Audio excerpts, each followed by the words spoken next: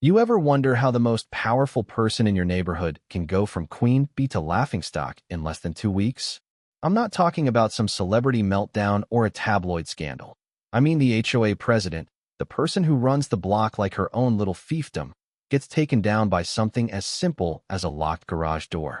That's what happened on my street, and believe me, I still smile every time I think about it. It kicked off on a Thursday, the kind of night where the sky's just starting to cool and the only sound is sprinklers ticking on perfect green lawns. I'm Calvin Rhodes, just a regular guy with a house on the south side of Charlotte, single, steady job, nothing flashy, except maybe the way I like my routines. Every morning, it's coffee, keys, garage remote, car out, garage down, done. I don't change that. So when I came home after work and found my garage closed, locked, and dead wrong, something in my gut went cold. I hit the remote, the door rattled up, and there it was, a pearl white Lexus RX, fresh as a daisy, sitting right in the middle of my garage like it had every right to be there. I don't own a Lexus. I don't let anybody use my garage. My jaw nearly hit the driveway. And then, there she was. Marjorie Kellum. Not just any neighbor, but the neighbor. 53, chin sharp enough to cut glass, not a hair out of place. Always with a clipboard like she's running a Fortune 500 company. Except her business is telling everyone how long their grass should be. You know the type. She runs the HOA like it's the Pentagon. Grass too high? You get a letter. Trash out after 7 p.m.? Here's a picture and a fine. Kids making noise? Safety violation. So I say, trying to keep my voice even. Marjorie, you want to tell me why your Lexus is in my garage? She doesn't blink, just folds her arms and gives me this look like I'm the one being unreasonable. Street parking violates community standards, Calvin. I had a board meeting, couldn't leave it on the curb. Your garage was empty, so I used it. Temporary situation. I actually laughed, short and mean. You broke into my house. She fires right back. The garage was unlocked. That's practically an invitation. I'm just preventing violations. Cars on the curb make this place look like an apartment complex. An invitation? My house, my lock, my rules. And she's acting like she's doing me a favor.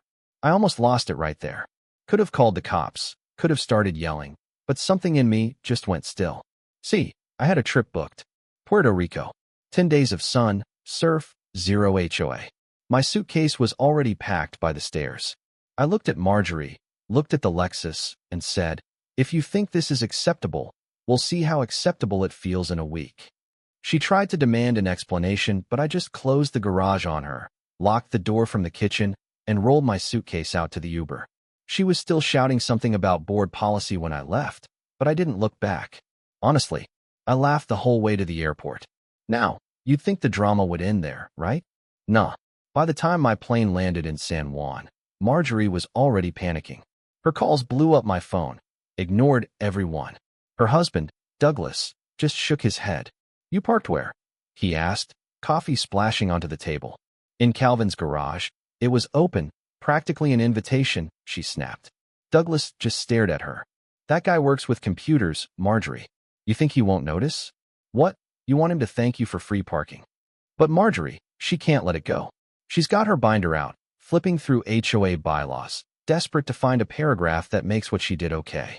She even drags Carolyn Ruiz, the HOA treasurer and local hospital nurse, into it.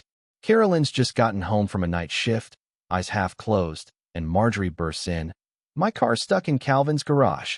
Carolyn just blinks. You parked in his garage? It was logical, Marjorie insists.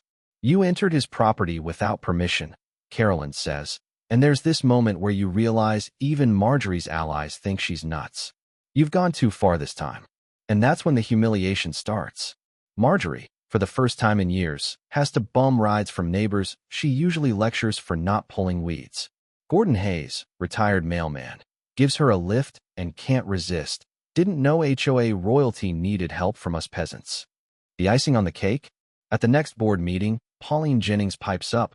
Where's the Lexus, Marjorie? Still in storage. The table erupts. Marjorie slams her folder, huffing about standards and bylaws, but no one's listening. Her grip is slipping. The more she tries to control the narrative, the more the neighborhood starts laughing. Meanwhile, I'm in Puerto Rico, mojito in hand, toes in the sand, thinking about that silver Lexus locked in my garage. A teacher I met at the hotel bar asks why I keep smiling at my phone.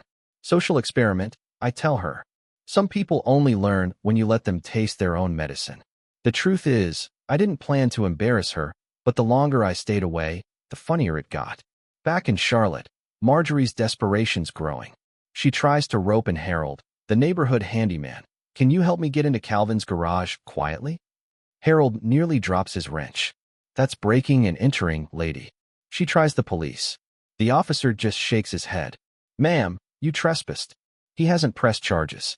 If I were you, I'd wait. Even her own husband is done driving her around. You made this mess. Lie in it. Every day gets worse. Neighbors leave pranks, a toy car on her driveway, a reserved parking sign taped to her mailbox. The kids across the street draw a chalk Lexus in a giant rectangle labeled garage. She's forced to take the bus for groceries, humiliated in front of everyone who used to fear her.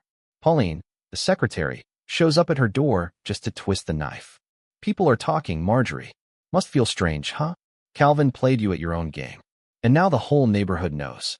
By day 8, it's open season. The HOA's private Facebook group blows up, a blurry photo of my closed garage door. Guess whose car is still in there? $10 says it's not moving till he's back. The comments? Ruthless. Neighbors, even ones she used to boss around, are loving every minute. She tries to stage a comeback, storming to the garage with a screwdriver, prying at the door, sweat pouring down her face. Right on cue, Officer Ryan pulls up. What exactly are you doing? That's my car, she screams. In his garage, the officer says. Legally, you're lucky he hasn't pressed charges. Step away. By then, half the neighborhood is filming on their phones, and Marjorie's humiliation is complete. She retreats home, a shell of the woman who once ruled us all. When my Uber pulls up from the airport, the whole block is out. Lawn chairs, beers, popcorn, like it's movie night. Gordon Hayes raises a can. Welcome home, Calvin. I give a wave, walk to my door, and for the first time in 10 days, press that garage remote. The door rattles up, and the Lexus glows in the dusk, dusty but still pristine. The crowd actually applauds. Marjorie explodes from her house, heels pounding, face red. You release my car immediately, she yells. I lean in the doorway, cool as can be. Looks like it's already released, Marjorie. All you had to do was wait. She's not getting sympathy. I tell her, respect isn't demanded with a clipboard, it's earned. You spent 10 days showing everyone you don't have it. She's shaking, clutching the Lexus keys.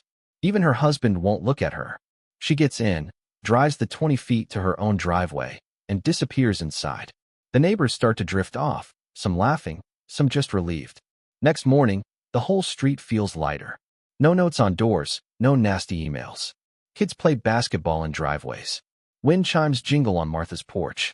I sit out front with coffee and watch people living like they actually own their own homes for the first time in years. Douglas, Marjorie's husband, comes by, hat in hand. Sorry you got dragged into this, Calvin. She won't admit it, but you taught her more than any of us could. I just nod. No hard feelings. From here on out, though, my garage stays off limits. Marjorie, meanwhile, becomes a ghost. She drives the Lexus around the block like she's testing whether people are still watching. We are, but nobody mocks her now. She's lost her edge, shrunk by her own pride. I don't celebrate it. If anything, I feel for her. Power built on fear doesn't last. Funny thing is, I never raised my voice. Never threatened.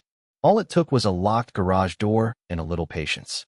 The whole neighborhood learned something about boundaries, respect, and what happens when you push people too far for too long. Sometimes you don't need to fight loud to make a point. Sometimes the quiet stand is the one everybody hears. So if you've got a Marjorie in your life, a boss, a neighbor, anyone who thinks their rules are above everyone else's, remember, you don't owe them your peace just because they want control. Draw your line. Stand your ground. Respect is earned, not demanded. And if you like this story, share your thoughts below. Ever dealt with a power trip in your neighborhood? What would you have done? Let's hear your take. Because sometimes the battle for respect is closer to home than you think.